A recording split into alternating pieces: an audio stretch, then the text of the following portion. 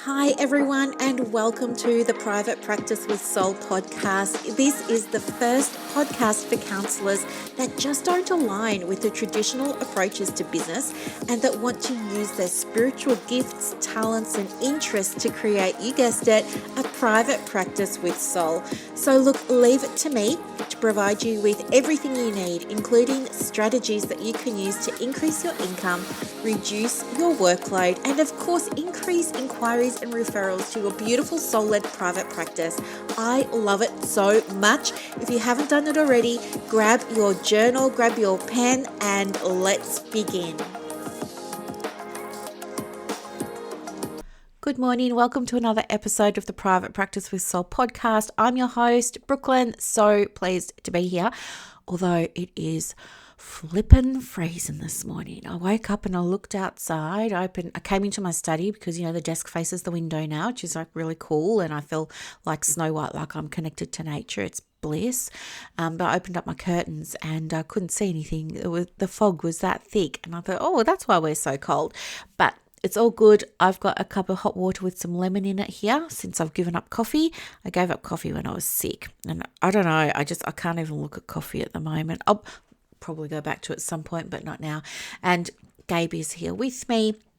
He's in his bed in front of the heater, all snuggled up, staying nice and warm because, his little arthritis, he's feeling a bit stiff this morning. So he's needed lots of extra love, and I might give him a little bit of Reiki after we do this podcast episode. So we are going to talk about something really powerful that's going to help you with your private practice. I'm calling it Taste the Ice Cream, and you'll understand why soon. But you know what I'm going to say? I'm going to say, please go and get your podcast journal and your pen because you will want to take some notes because what I'm going to share with you is actually really helpful and it's also really effective.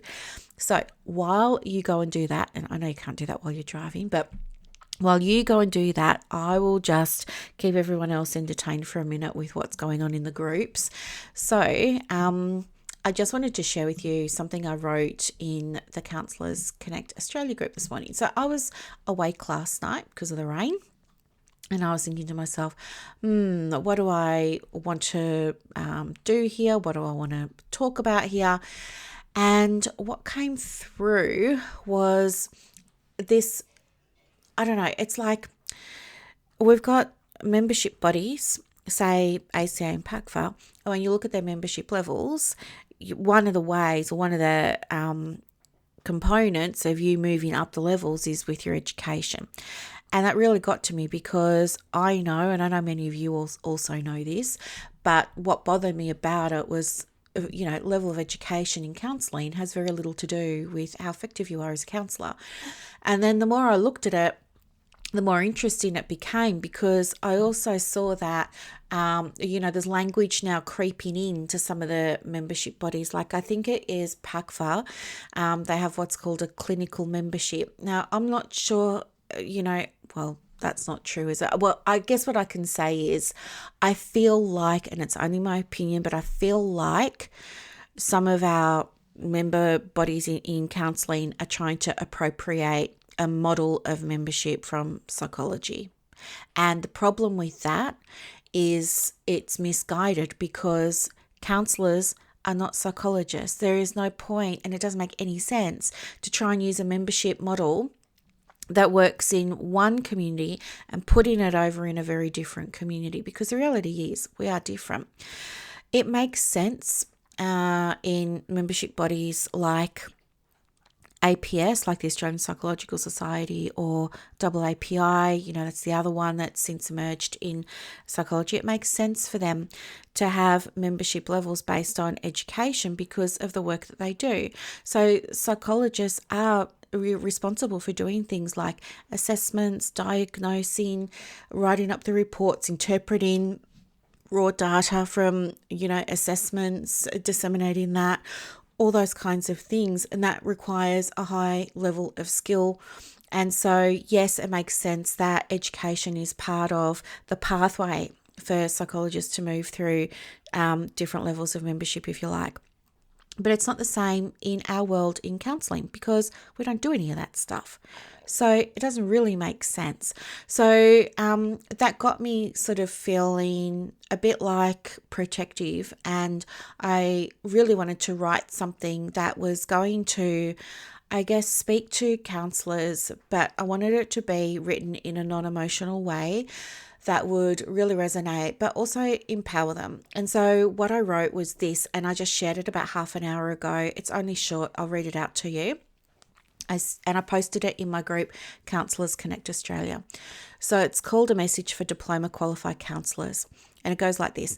In the midst of evolving trends within the Australian counselling community, it's crucial to acknowledge the unique and essential role played by counsellors in our mental health care system.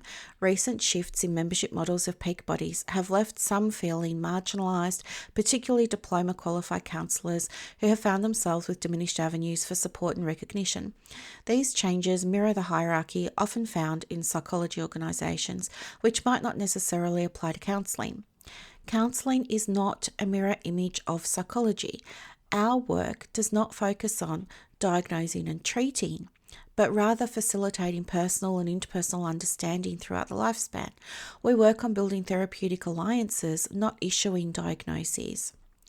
Research has consistently shown that the strength of the therapeutic relationship, the bond or the connection between the therapist and the client, is a significant determinant of therapy outcomes. In fact, the American Psychological Association in 2019 highlights that in nearly all cases examined, this bond is as or more effective than the brand of treatment itself. Henry in 1998 further emphasised that the lion's share of outcome variance beyond client characteristics revolves around individual therapist differences and the therapeutic relationship, irrespective of the technique or of the therapy school. Moreover, the American Psychological Society underscores that the therapy relationship contributes substantially and consistently to psychotherapy outcomes independent of the treatment used. Now, this is really, really important, and I want you to take this away. This is saying it's not about your education. It's about your ability to sit there and hold the space and be real and create a relationship with somebody. That's what counselors do. That's what your gift is. It doesn't matter if you're diploma qualified or if you've got a PhD.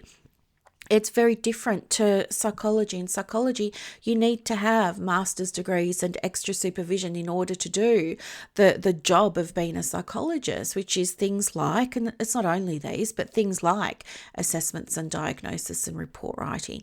But it's not the same for us, right? For us, we know education has nothing to do, if anything to do with the quality of the outcome, with the value of the service.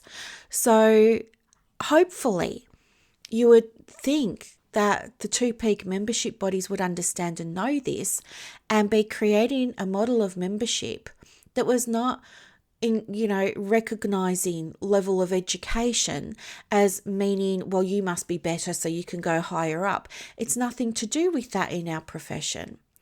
Our profession is all about, as I said, relationship building and the outcomes coming from those therapeutic relationships. It's not saying, well, if you've got a bachelor's, you can be upper level and you might have access to all these other rebates because you must be better. That's false. That is false. That is false. And I fear that when we've got two membership bodies here that are sort of saying, well, you've got to have, or maybe it's not PAC4, I don't know, but I'll check, but I know it's ACA. When you go down that pathway in counselling of saying you must be better at counselling because you've got a master's, it's false. It's just not true. There is no data to support that in counselling, higher levels of education mean that you're a better counsellor, mean that you get better outcomes. There is no evidence to support that idea. So why on earth are we using a model from another profession that's got nothing to do with us, and we're trying to put ourselves as square pegs in their round holes?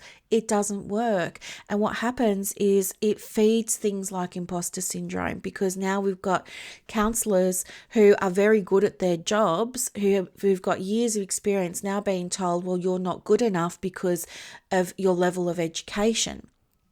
That is false. Of course you're good enough. And there's nothing in the counselling industry's literature that supports you're better at counselling if you've got a higher degree of qualifications. So I think you have every right to be able to question with peak bodies, what was the reasoning? And you can do it nicely. You don't have to be horrible about it. You don't have to be aggressive or anything like that. But you can be curious, right? There's nothing stopping you from, if you are a paid up member, there's nothing stopping you from asking questions and saying, I'm curious, like, what was this based on? Where did you get this model from? How is this working? And what's the scope for us? Can we scrap this model? Well, not that that's ever going to happen, but I mean, can we dismantle it and maybe rebuild it to something that's just ours? Why do we always have to be appropriating or misappropriating things from psychology?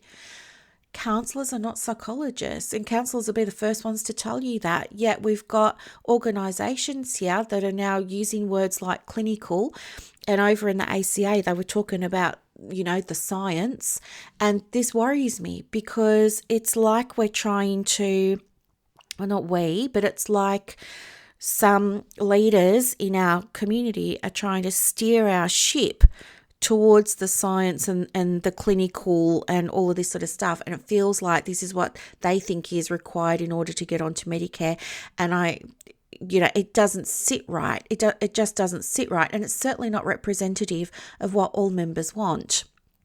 So I would be really interested in, unpacking if we did have a membership that wasn't, using some other profession's model of membership, what could it look like? Like if we took that education component off the table and we still wanted to have a membership, what would that look like then? Would we even have levels?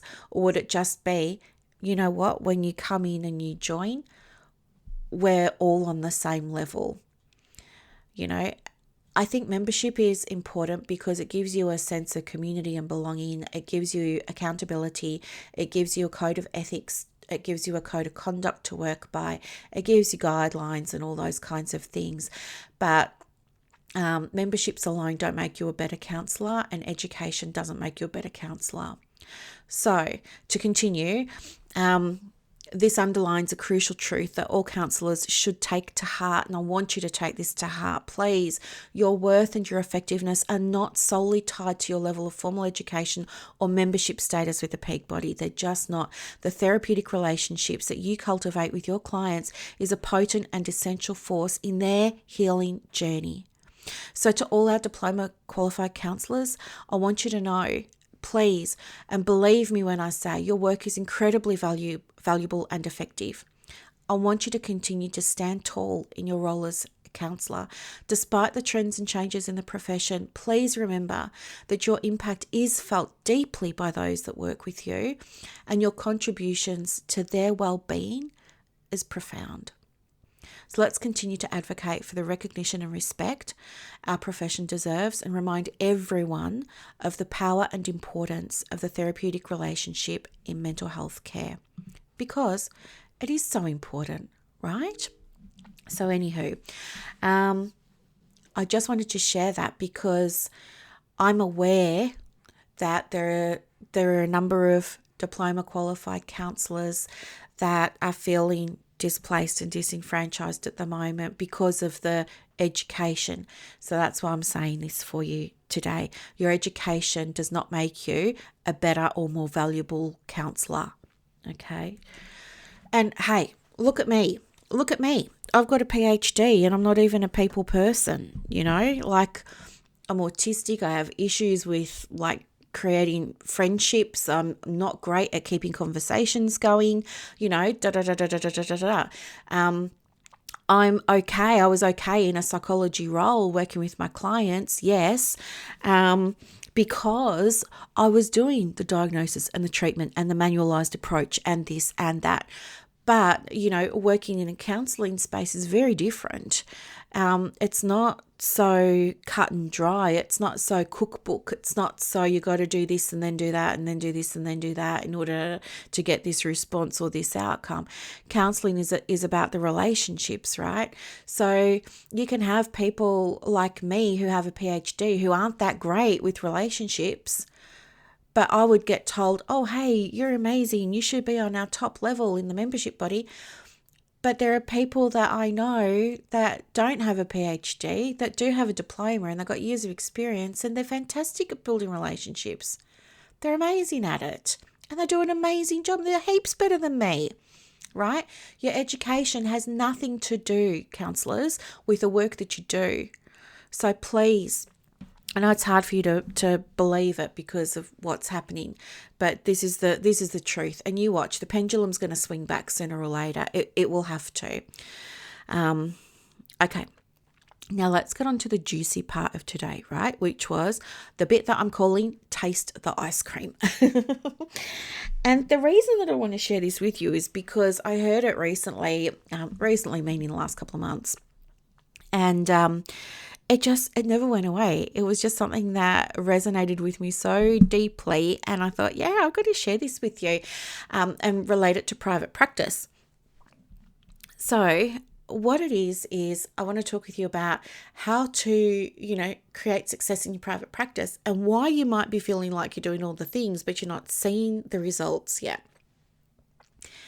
Now, I can't take credit for this because it's not mine. I can't remember where I heard it, but when I do remember, I will come in and I'll pop the reference in the show notes for you. So they were saying, the reason that you're not achieving your goals with your, I'm going to say private practice, the reason you're not achieving your goals with your private practice is nothing to do with things like, your motivation, for example. In fact, motivation has very little to do with it. Like if you think about the lion in the desert, sees a zebra over there. The lion's not thinking to himself, oh gosh, I wish I had the energy to get up and go and get that zebra. Oh gosh, I've got to motivate myself so I can get up and go and get that zebra. I just can't be bothered. Oh, he's not thinking that, right? He sees a zebra and he springs to action. He gets up and goes, doesn't even think about it, not even a thing. A bird sitting in the tree is not, looking down on the ground below, looking at the lawn and spying a worm, that she really wants to eat. She's not sitting there on the tree branch going, geez, I wish I could get the motivation up to go and get that worm. Can't be bothered. Yeah. Oh, gosh. I wish I had the energy to flap my wings, but I just don't. She's not thinking that. She sees the worm and she goes for it, right? She gets it. So there's a thing around, what makes it easy for you to get results in your business and what doesn't. And here's the thing. When you think about, getting an outcome, so maybe you say to yourself, I really want to be fully booked by the end of June. Let's say you do that. You're going to be thinking to yourself, okay, how do I reverse engineer this? What are the steps I've got to take? Well, I'm going to have to do this many posts and I'm going to have to speak to this many people if I do inquiry calls, and I'm going to have to do this and do that, right? Reverse engineering it. And that's probably not going to light you up. However, that's coming from your conscious mind, right? It's coming from your logical mind, so it's going to make lots of sense, and you'll write it down and you'll make it look pretty and you'll put it in a plan. You might even put it in your diary so that you know what thing you should be doing every single day, but kind of not exciting, right? It makes it feel like it's something over there instead of something that you can have right here, right now. But you have to remember Do you remember when we were all, in the early days of counseling and psychology, learning about the conscious mind and the subconscious mind? And I know we've touched on this before, but for those of you who are new, there's this famous picture of the iceberg, and it's got the tip of the iceberg above the waterline, and that's used to depict your conscious mind. And that's just 5%, right? And then the other 95% is below the waterline, and that's your subconscious mind. So your subconscious mind is responsible for 95% of the results and the outcomes you see in your private practice. So why on earth would we only, give ourselves a 5% chance of getting anything we want in our business when we only rely on that logical conscious mind? So here's the thing. The example that this person used that I was reading was ice cream. So she was saying that, she's got a friend and the friend really loves ice cream. And often when they go out together, the friend is like, let's go and look for a new ice cream shop. And so they just go off and they start looking for a new ice cream shop. And she was saying that, it's really interesting because, you don't think about all the steps that you've got to take to do that. You don't think to yourself, oh gosh, now I've got to go and get my keys. Oh gosh, now I've got to go and, get my handbag. Oh gosh, now I've got to go and open the door and close the door, and I've got to walk down my steps and walk over to the car, and now I've got to unlock my car, and now I've got to sit in the car and close the car door, and now I've got to put my seatbelt on, and now I've got to reverse the car out of the driveway, and now, do you know what I mean? You're not thinking that. You're just yep, and off you go. And here's why. It's because when your friend says, hey, let's go look for an ice cream place, you're already thinking about the flavor of the ice cream that you're going to have. You're already thinking about the taste of it. You're already thinking about what the inside of the ice cream shop's going to look like. You're already thinking about standing in the queue, scanning through the plexiglass there for what gelati you're going to have, or, what of the 32 flavors are you going to have. And you're already thinking about if it's going to be a waffle cone or if it's going to be a cup, right? And you're already kind of excited about it and you're energized by it. And so just off you go, you take this action. And the reason that you take the action is because your subconscious mind has kicked it into action. Your subconscious mind is fueled by, things like the detail, the 5 senses, everything you can see, touch, taste, smell, hear, right? All of those sorts of things. And this is the thing, when you're thinking about creating success in your private practice, you're probably just using that 5% mind, probably just that 5% conscious mind. You might be saying, oh, I need a business plan, which yes, you do. But you might be saying, oh, I need a business plan and I'm just going to be doing these things and ticking them off. But imagine if you were able to access your subconscious mind and it wasn't even a thing and the results just came because you could already taste that ice cream, right? Which is why I call this episode Taste the Ice Cream. But you could already taste it. So I want you to really think about, if I could already taste the private practice, what would it be? Now, I know that this might feel difficult. So what I've done is, if I can read my own writing, because before I did this, before I got ready for our, I was going to say session today, before I got ready for our podcast today, I wanted to do it myself so that you could hear what it sounds like and what it looks like. I'm not saying mine's great or anything, but here we go. And as I said, if I pause or anything, it's just because I can't read my own writing. My handwriting is horrible. My mother is an expert with calligraphy. She does calligraphy for menus for weddings and wedding invitations and, degrees and posters and, baby showers and all those sorts of things.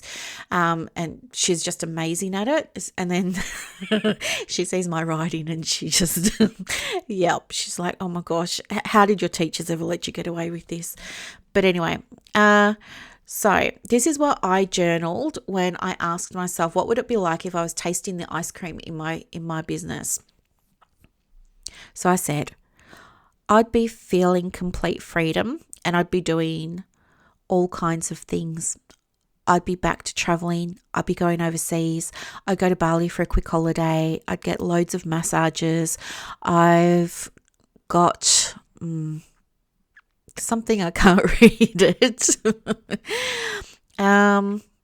I'd be loving to go to Amsterdam and Hamburg and retrace my family history. So my dad is from Amsterdam. I've never been there.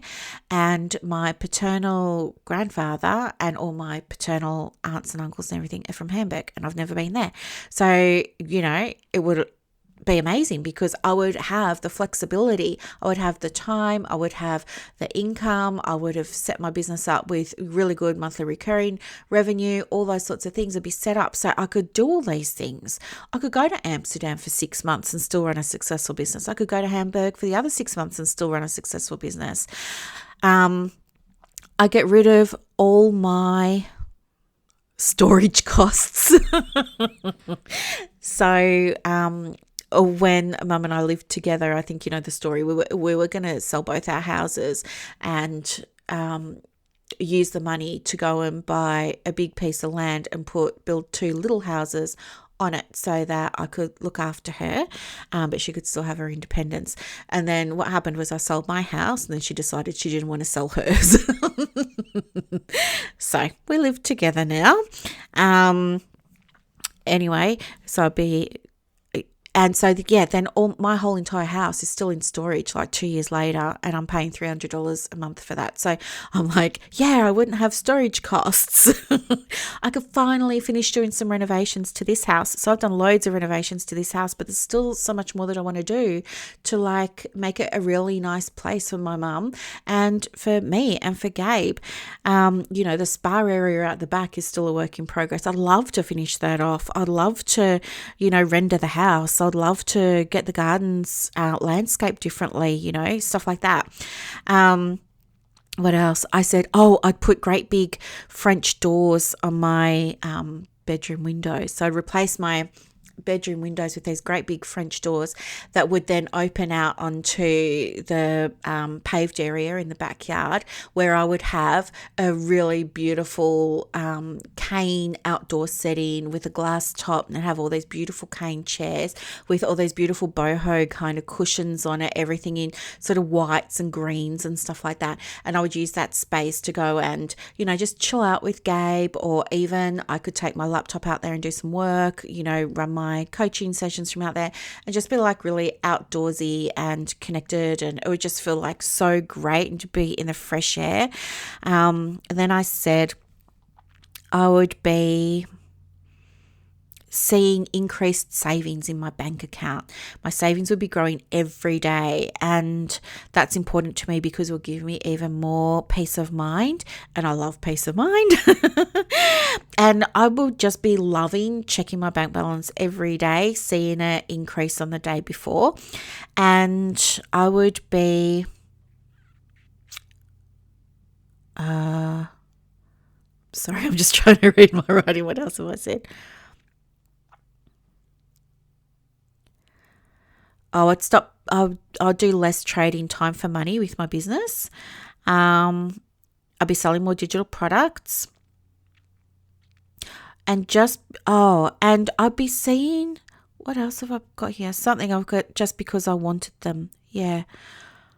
I said too that I'd be experiencing a real radiance. I would be just shining, just glowing, just radiating joy and high vibe and love and excitement and just passion for life, What else did I say? And I'd be manifesting coaches that weren't necessarily all business related. Like, I want some coaching just for fun, right? Just for myself. Like, I would love a health coach, and I would really love a manifesting coach. I think that would be so much fun. And I'd really love a journaling coach, and all the coaching. I would just go for it because I love it so much. I would get myself more counseling. I would get myself weekly supervision with my supervisor because I get so much much out of our time together, and she's just amazing. And it really helps me help my clients differently and show up differently when I speak to her. I would be, what else have I got? I would be something... Oh, I'd be dressing for my body instead of hiding it. And I feel great because I'd finally know what to wear that suited me, and that would give me more confidence. And then that would add to the radiance and, this lifestyle that I really want to have. And I would be more, I could buy even more crystals and cards because I wanted to, and I could keep learning, and I could keep investing in my education and do courses that lit me up, because there are so many more courses that I want to do. People in our groups are talking about so many different PD that they're doing at the moment. Some of it sounds so good, and I would love to be able to just not have to worry about anything, just be able to go, yeah, I'll enroll in that. And what have I said here? I'd be helping so many people, and I'd just be so happy about it. And I'd have success in my business. And I would also use my success in my business to help me finish. I really want to put some solar strip lighting around the garden, so I mentioned that. And I'd have an ever increasing sense of radiance and awesomeness about life and about work. And you know what, when I started to think about, because I believe your business is a vehicle for you having the type of lifestyle that you want. I don't believe everything ends at private practice, right? My philosophy is the private practice is something you do because you love it, and you love helping people so much, and you want to be counseling them, and you want to be working with the right people that align with your vibe and all those sorts of things. But at the end of the day, you've got these big shadow values as well. And it's those shadow values that live in your subconscious mind that are as responsible for your results in private practice as the bright, shiny ones that we talk about, as you know. And so, it's more than your private practice. Ask yourself, if I had this level of success in my private practice, whatever that looks like for you, why is that so important? What do you get? What's different for you? What changes in your life when your diary is fully booked? What changes in your life when you can pay yourself? What changes in your life when you can start to create steady profit in your business? What changes for your life when you're loving what you do and you're working from passion and you're working in alignment with your heart and soul, and you're not doing some dead-end job that you loathe? What changes for you? What changes for your family? Who are you? Who are you when you're so successful that you can have the lifestyle that you really want to have, and you can have the peace of mind that you really want to have? What changes? And you know what? That's the missing key in terms of creating success in your private practice. And that's why I wanted to share it with you today, because it is so important. And I want you to be able to have success. And if you can manifest success much more quickly by tapping into that 95%, that subconscious mind that's 95% responsible for the result that you see, it kind of makes sense, right?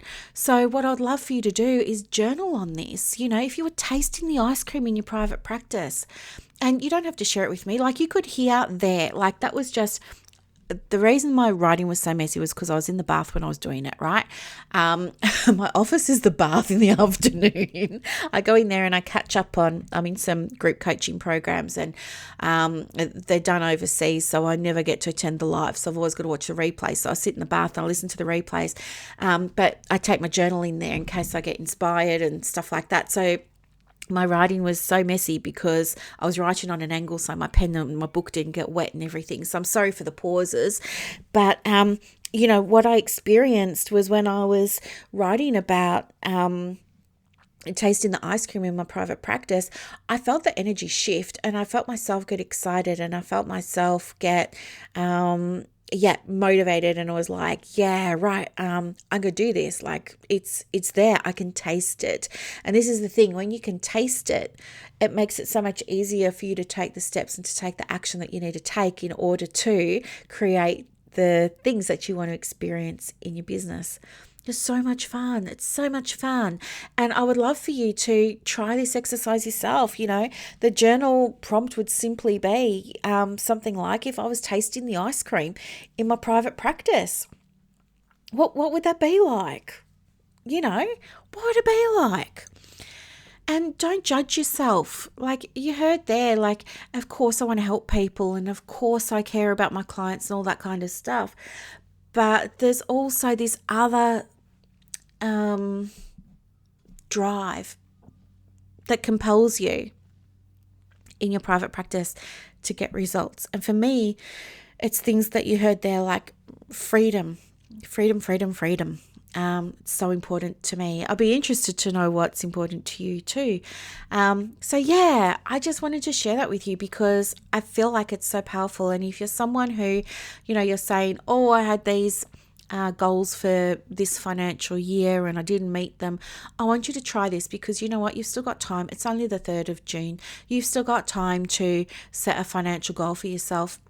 Whether that's the number of clients you want to book in, whether that's changing your fees, whether it's preparing to raise a fee, do you know what I mean? Whatever it is, you've still got time, right? You got actually 27 days up your sleeve to hit that goal. But the thing that's going to help you hit that goal is not writing out a SMART goal. That's going to satisfy your 5% logical mind.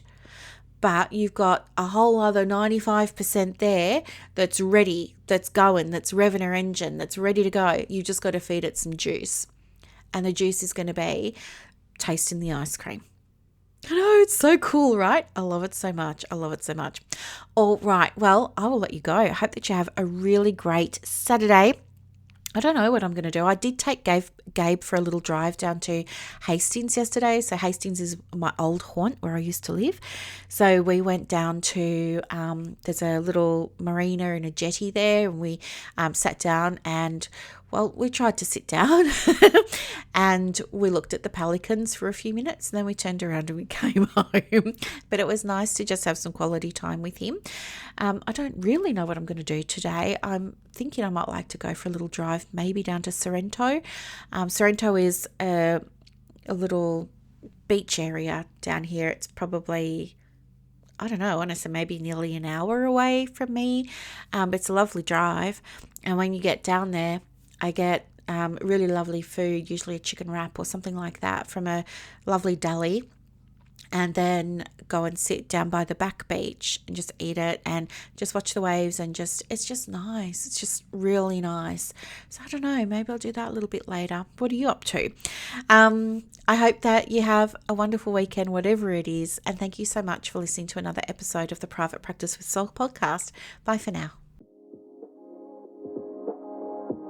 I hope that you loved this episode as much as I loved putting it together for you. To get more resources to help you in your private practice, head over to Instagram. My handle is @theprivatepracticecoach. And also, if you want more inquiries and referrals for your business, let me know. I have a program called Clients on Demand that opens every quarter, and I can absolutely get you some information for that as well. You are doing an amazing job. Thank you for sharing your gifts with the world. Bye.